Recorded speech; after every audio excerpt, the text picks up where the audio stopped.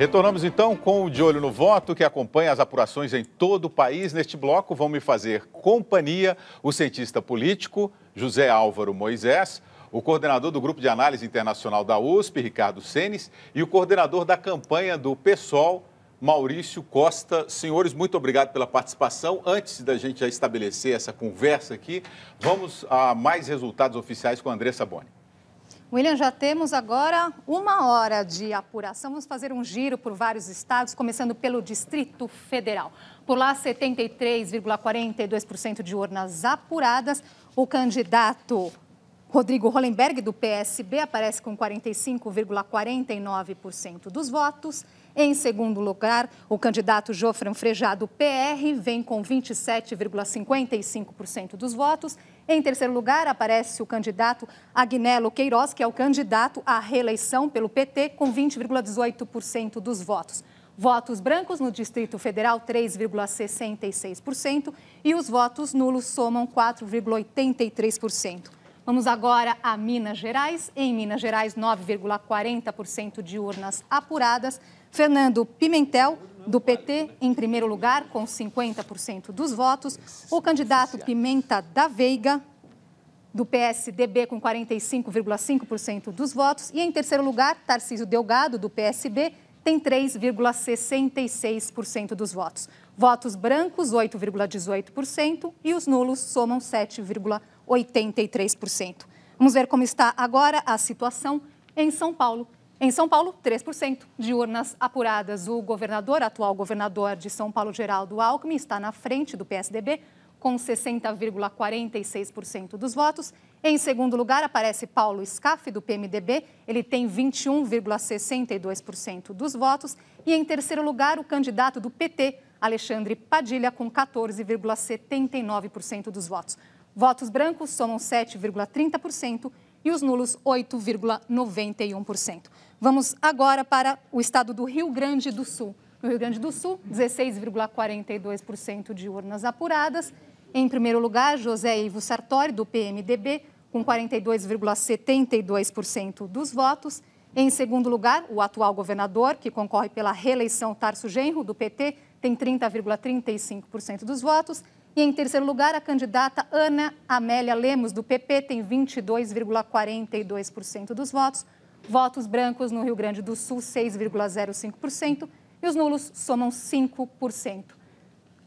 Tem mais, vamos agora para o estado da Bahia. Na Bahia, 4,43% de urnas apuradas.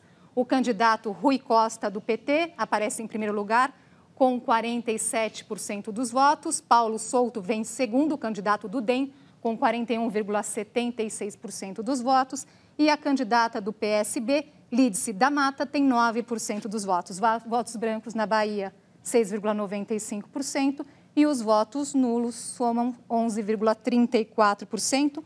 Vamos agora para o Tocantins. No Tocantins, 61,35% de urnas apuradas.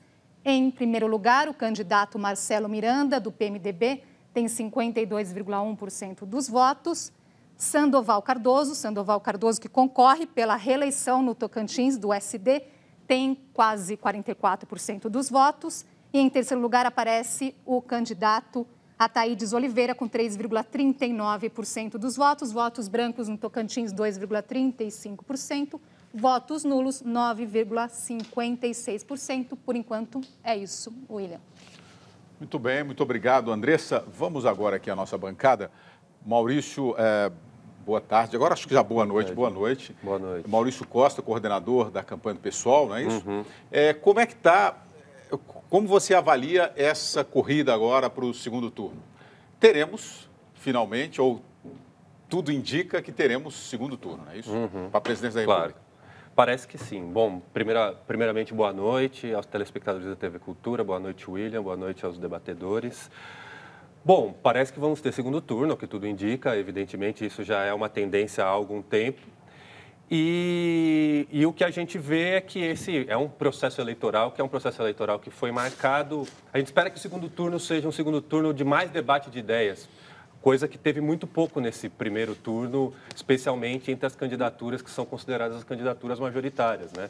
Então, o que a gente pôde ver é um deserto de ideias tamanho que candidaturas majoritárias ou não apresentaram programas, ou apresentaram programas vagos, ou em seus programas também tiveram muitas contradições que tiveram que tratar ao longo da campanha, como aconteceu com a Marina Silva. Então, isso para mim é um reflexo, para a gente do PSOL, é um reflexo de que é necessário um projeto alternativo de país e que passa também por um projeto alternativo de processo eleitoral, de processo político no país, né? A gente discutiu isso aqui no primeiro bloco, sobre essa questão aí, que esse ano os debates ficaram nos temas polêmicos e ficaram mais nos ataques do que nas propostas. Isso é um problema mesmo do processo eleitoral brasileiro? Boa tarde, boa noite, Senes. Boa noite. Eu acho que sim, sim e não. Assim, eu sou um pouco menos... eu acho que a questão das campanhas que a gente vê na televisão, etc., elas refletem parte do processo eleitoral, né? É claro que aquela parte mais massiva, que tenta apelar mais para a questão da emoção, etc., mas as pessoas formulam as suas hipóteses com relação à sua posição política, se informando de várias maneiras, inclusive com a própria experiência do que elas estão vivendo de governo municipal, estadual, federal, etc.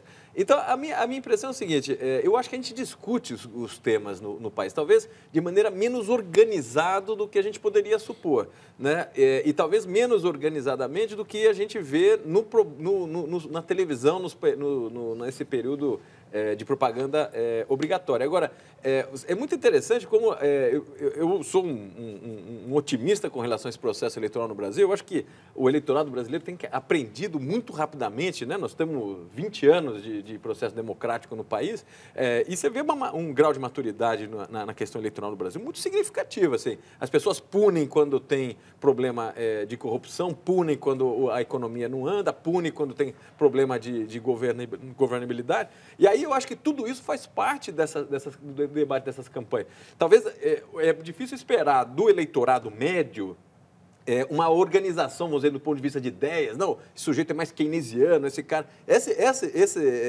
vamos dizer, essa reflexão mais com categorias talvez um pouco mais elaboradas, isso é difícil. Agora, que o sujeito vai formulando ideias sobre a qualidade de gestão ou mesmo opções com relação a para onde vai o país, o que ele pensa do problema da fome ou do casamento homossexual, etc., isso o cara vai formulando. Então, eu acho que, assim, tem sim, do ponto de vista formal, acho que a gente peca, poderia ter mais espaço. Mas me parece que o eleitorado brasileiro tem uma certa e uma razoável capacidade de discernir programas de partidos diferentes. Zé Álvaro Moisés, concorda com o Senes?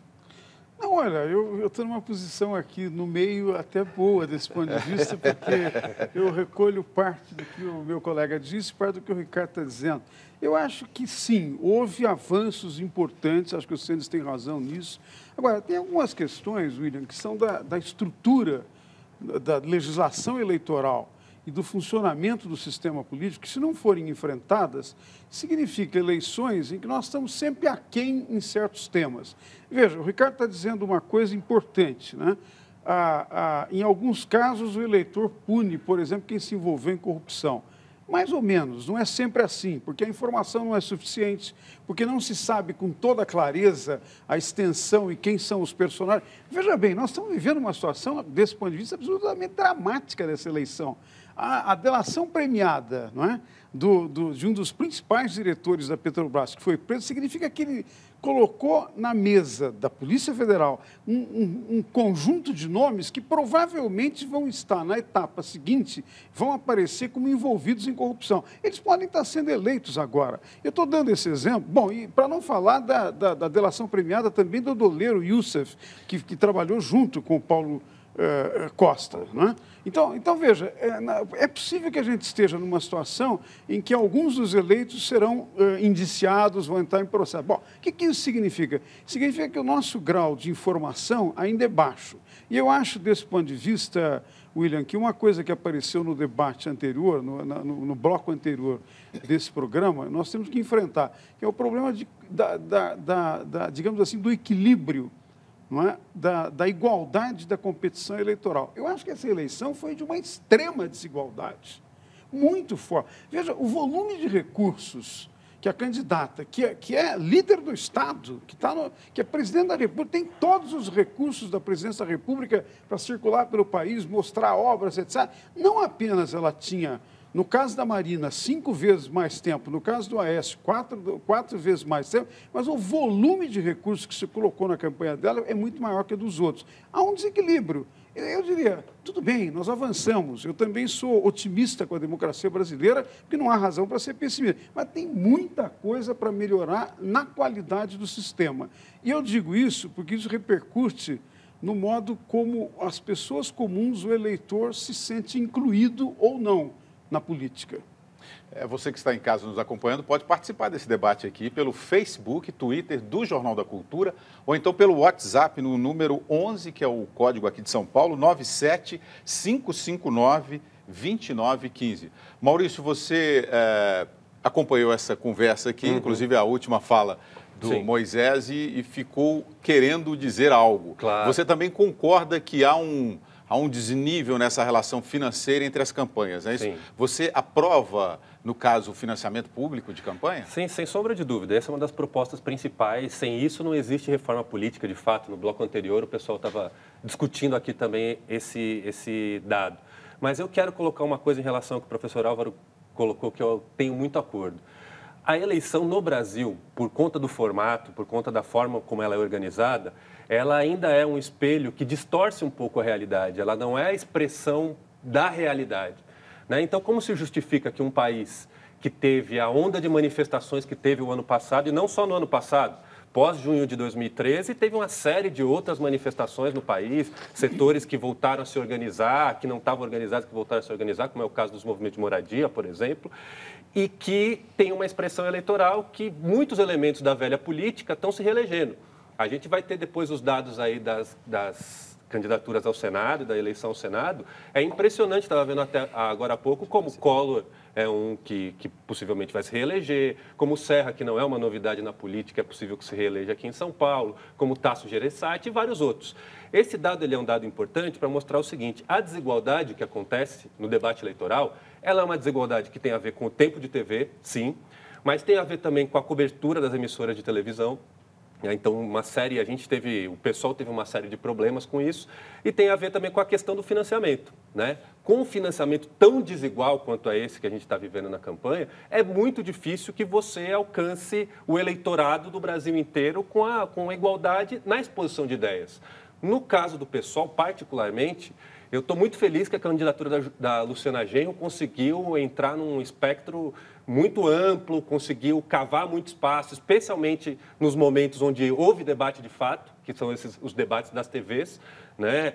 A gente conseguiu entrar num espaço, mas ainda assim a gente perdeu muita oportunidade de discutir temas, por exemplo, como o tema da taxação das grandes fortunas, como o tema da macroeconomia, e esses temas vêm sendo tratados em geral na mídia, como temas que são consenso na sociedade. Então, política é dissenso, política é divergência, política é a necessidade de você debater tudo, né? E eu sinto que ainda falta muito. É óbvio que muitas coisas já melhoraram, mas ainda falta muito para a gente avançar na estrutura do sistema político brasileiro. Sênis. Eu queria, essa questão retomando um pouco vamos dizer, o grau de informação que permeia a tomada de decisão do eleitor médio, eu ainda acho que eles são bem informados. Assim, então, voltando a esse tema da punição com relação à corrupção, eu acho que o eleitorado pune sim. Talvez puna, talvez não na proporção que eu, você e talvez o Maurício gostaria, mas eles punem. Isso possivelmente está refletido no seguinte: o sujeito ele pode ter um pouco menos de informação, um pouco mais de informação, mas se o sujeito imagina que aquele nível de corrupção daquele cara que está sendo envolvido agora num escândalo é semelhante, ou ele atribui a ser semelhante a um outro, ele pune proporcionalmente ao que ele acha da alternativa. A eleição sempre é nesse sentido. Então, nessa medida...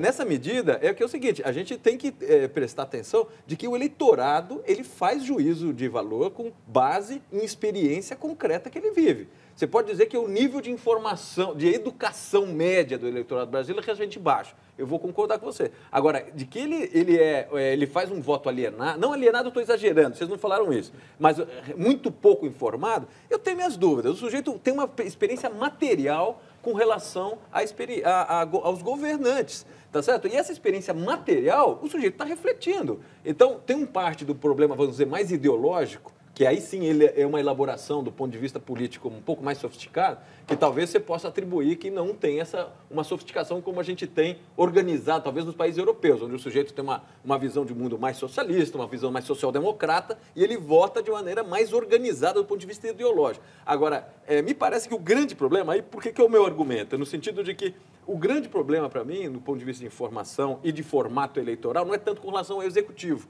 que é o que a gente tende a discutir. Me parece que o grave problema é no legislativo.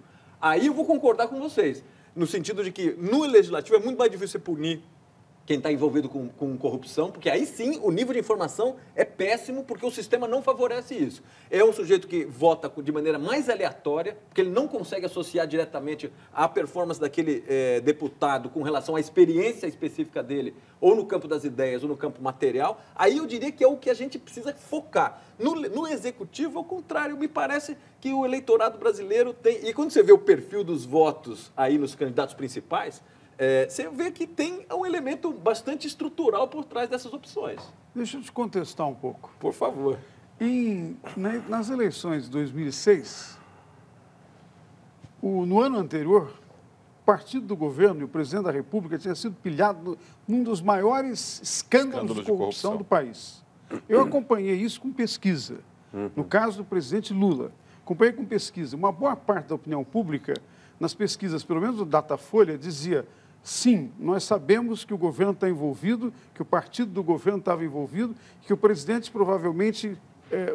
a ideia de que o presidente não soubesse nada não colou na opinião pública. Não é? Quando chegou no ano seguinte, o Lula foi reeleito como se não tivesse tido nada desse ponto de vista. E depois o processo demonstrou que pessoas extremamente importantes do governo, de qual governo? Do governo do presidente Lula, estavam envolvidos em corrupção, foram punidos. Alguns estão até agora na cadeia, outros estão cumprindo em casa. O principal, por assim dizer, ministro do governo, era uma espécie de primeiro-ministro do governo Lula, provavelmente candidato à presidência da República, José Dirceu, é uma pessoa respeitável na sua carreira ao longo do tempo, mas estava envolvido. O eleitor não percebeu isso, ou não quis, ou digamos assim, fez um trade-off, fez uma troca com outras coisas que ele recebe do governo. Pois é, mas eu acho que é isso que nós estamos querendo discutir. Que ele percebeu, nas suas pesquisas ele percebeu. Veja bem, eu acho que nós precisamos discutir, você tem duas grandes variáveis. Você tem questões de ordem institucional que, num certo sentido, limitam aspectos do funcionamento do sistema. Por exemplo, acho que a gente deveria voltar a discutir aqui a questão do horário eleitoral gratuito. Nós vamos voltar. Já é uma parte do financiamento público, que já existe. O financiamento não é totalmente privado, ele é em parte público. E há um desequilíbrio. Eu até escrevi um artigo na Folha sobre isso. Eu acho que esse desequilíbrio não pode perdurar. Agora, além da estrutura, tem um aspecto de cultura política que as pesquisas de cultura mostram que há uma certa aquiescência social com a corrupção. Nas pesquisas que nós fizemos na USP, apareceram coisas do seguinte tipo: a crítica aos políticos envolvidos em corrupção é de mais de 70%. Quando você faz a mesma pergunta, diz: e os brasileiros? Cai a crítica. Os brasileiros... E se você estivesse no lugar do político, nomear alguém da sua família, superfaturar obras públicas, aí cai mais ainda. Ou seja, há uma certa aquiescência social. Eu não estou dizendo que o brasileiro é corrupto, não é isso que eu estou dizendo. Mas eu estou dizendo, na nossa cultura política, a hipervalorização do executivo nesse contexto acaba, num certo sentido, favorecendo. Mas as pesquisas também apontam, Moisés, que não é que o brasileiro passa por cima da corrupção, é porque ele não acredita que o outro concorrente vá resolver o problema da corrupção. Ele acha que o cara vai cometer o mesmo abuso. Maurício, você queria falar? É exatamente sobre isso, William. É rápido para concordar com o professor Moisés, mas também para colocar uma coisa. Eu não acho que a questão é a sofisticação do eleitorado, eu acho que o eleitorado faz, sim, julgamento de valores. Mas faz julgamento de valores, mas não necessariamente pune aqueles que são os praticantes de corrupção, por exemplo. Se fosse assim, a eleição do Distrito Federal seria completamente distinta, né? O que explica o Arruda, depois de tanto escândalo de corrupção, seguir sendo o primeiro nas pesquisas, e quando ele sai das pesquisas, agora parece que o Jofré vai para o segundo turno também. O que explica isso? O que explica o Maluf em São Paulo, por exemplo? Né? Então, a minha avaliação é a seguinte: existe um descontentamento muito grande com a própria política, com a estrutura política. Né? Então, votar no Tiririca, votar no Maluf, votar em qualquer corrupto é votar em mais do mesmo, como seriam todos. Essa generalização da política como um instrumento de favorecimento próprio, como instrumento de corrupção, como instrumento que não muda as coisas, especialmente a política eleitoral, essa questão, ela como é que eu posso dizer? Ela segue no processo eleitoral justamente porque você tem uma estrutura que não permite o debate. E uma estrutura completamente dominada pelo poder econômico. Então, o que vale mais? Vale mais você ter um marqueteiro que consiga dominar a questão das emoções, que consiga chegar no povo como algo que transformar o candidato dele no menos pior, do que ter um debate político que faça com que as pessoas vão para a rua com vontade, defendendo uma posição de mudança. Né? Então, a gente está num cenário onde todas as pesquisas estavam dando um número muito expressivo de pessoas, de eleitores querendo mudar a situação, mas o que a gente está vendo no processo eleitoral concreto é que pode ser a favorita a candidata da situação, a candidata do continuismo, né? A oposição está dividida entre um candidato que é um candidato que representa um passado antigo muito criticado pela população, inclusive, que elegeu um novo perfil de candidaturas, né? Teoricamente um novo perfil, e a candidata da mudança, que era a que entrou como uma grande novidade, agora está sendo questionada porque não se mostrou como essa novidade, na nossa avaliação é isso, como é a novidade que a população queria. Então, a população, ela sabe que a eleição ela é esse processo de cartas marcadas. E acaba votando muitas vezes no menos pior, acaba votando muitas vezes no que algo que possa ser melhor para ela. Vamos só, a gente precisa ter a política Moisés, como mudança. Posso fazer uma pergunta para ele? Porque nós temos que ir no giro. Deixa eu só fazer um giro, a gente volta a esse assunto daqui a pouco. A gente tem que girar o Brasil. Vamos agora aos estúdios da Rede Minas em Belo Horizonte. As últimas pesquisas de intenção de voto mostraram uma virada no segundo lugar. Aécio Neves apareceu numericamente à frente de Marina Silva. Na Rede Minas está o cientista político Leonardo Avritzer, nome difícil, hein, Leonardo? Presidente da Associação Brasileira de Ciência Política. Ele conversa com o Luciano Correia. Boa noite aos dois. Boa noite, William. Nós estamos aqui acompanhando essa conversa de vocês e trazendo aqui para Minas Gerais nessa observação. Nós estamos com o professor Leonardo Avritzer, que é do Departamento de Ciências Políticas da UFMG. Professor, nós acompanhamos aí a discussão, vamos dizer, nacional, envolvendo nessa discussão nacional um nome que é mineiro, né? O senador Aécio Neves, que aparece aí pelas pesquisas agora como candidato a ir ao segundo turno. O que a gente tem para acrescentar nessa discussão nacional?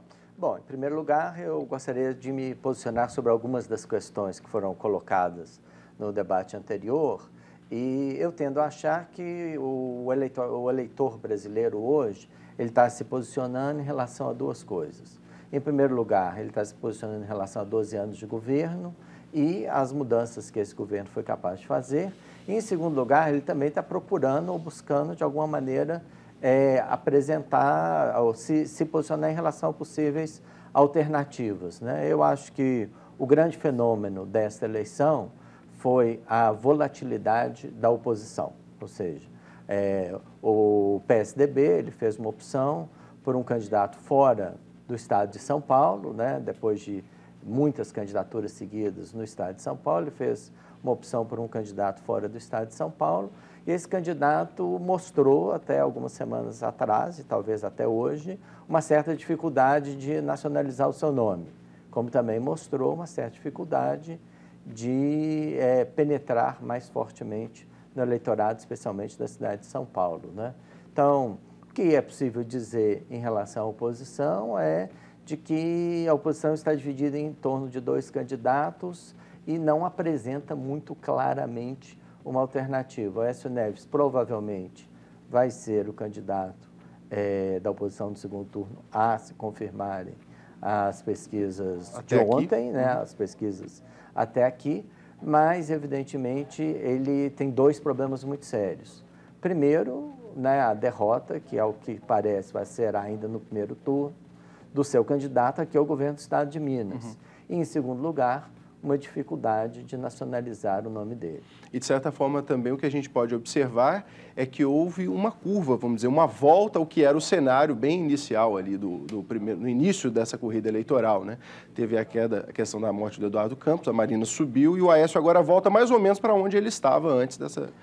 O que a gente pode dizer é que, provavelmente, o eleitor questionou, especialmente o eleitor de oposição, ele questionou uma certa polarização PT-PSDB ao longo dos últimos meses. Mas o que parece, pelo menos, o resultado dessa semana parece indicar, é de que a disputa eleitoral voltou, vamos dizer, ao leito natural, que é na qual ela tem transcorrido desde 1994. Nós vamos ter, provavelmente, o segundo turno entre PT e PSDB. Ok. Professor, uma observação, William, até levando essa discussão um pouco também para essa questão aqui do cenário de Minas Gerais. Nós temos um candidato de oposição, concluindo um período aí de 12 anos de governo do PSDB aqui em Minas. O candidato que deixou o governo, o governador Antônio Anastasia deixou o governo para candidatar-se ao Senado, está sendo eleito de uma forma, até pelos próprios resultados da apuração, com margens assim, bem altas, nem sequer incomodado.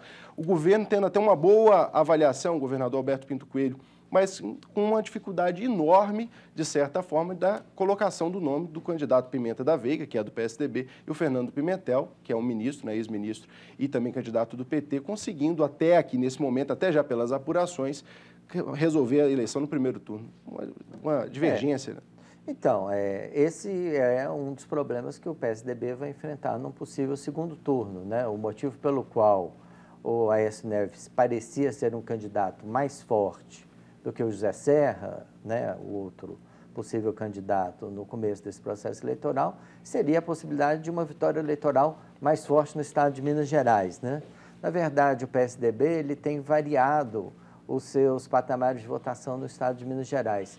A princípio, os candidatos que não eram do estado não tiveram desempenho eleitoral bom nas eleições presidenciais, né? Isso vale para o José Serra, isso vale também para o Geraldo Alckmin, né? E a ideia era exatamente reverter isso, né? Aqui, em alguns momentos, ele chegou até a estar atrás nas pesquisas nacionais. Exatamente. Mesmo o próprio nome do senador Aécio Neves chegou a ficar em terceiro lugar em Minas. Ou seja, não se confirmou, né, essa aposta que o PSDB nacional fez na candidatura do Aécio Neves aqui em Minas Gerais. Não se confirmou em que sentido, né? De que o patamar das votações dele no nível estadual, nas diferentes eleições de 2002 para cá, que se situou entre 60% e 70%, né, ele não conseguiu repetir, né? Pelo contrário, tudo indica que ele vai sair ou em segundo ou em terceiro lugar nas eleições de hoje. Agora, professor, queria só a opinião do senhor com relação a Marina Silva, que nas últimas eleições em 2010 ganhou em Belo Horizonte, chegou até a votação, pelo menos na capital, maior do que todos os demais, e agora, nesse cenário, disputando aí a possibilidade de segundo turno, mas também com uma pouca presença, talvez o fato do candidato do PSB em Minas Gerais, o Tarcísio Delgado, ex-prefeito de Juiz de Fora, não ter decolado, talvez tenha atrapalhado o palanque dela aqui, vamos dizer assim? O Belo Horizonte foi uma das cidades nas quais a Marina Silva venceu as eleições em 2010, né? Não venceu na região metropolitana, mas venceu em Belo Horizonte, venceu aqui, venceu em Vitória e venceu no Distrito Federal, né? Então, a princípio, se esperava uma forte penetração da candidatura dela no estado de Minas Gerais, né? Mas isso não se confirmou por e é verdade, uma certa falta de estrutura, né? A candidatura Delgado não decolou, né? E, na verdade, a candidatura que acabou decolando aqui foi a candidatura do ex-ministro Fernando Pimentel, né? Isso criou problemas de diferentes níveis para a candidatura do Aécio Neves. Ele nem pôde se dedicar plenamente à sua campanha nacional, né? Ele voltou a Minas e tem se dedicado mais à sua campanha aqui em Minas Gerais nas últimas semanas, né? Isso, para ele, certamente foi um problema, né? E esse problema está diretamente relacionado ao candidato que ele escolheu, uma pessoa muito externa ao sistema político mineiro, né? Muitos anos fora da política, né? É verdade. Professor, nós vamos devolver lá para os estúdios em São Paulo. Nós voltamos com você, William.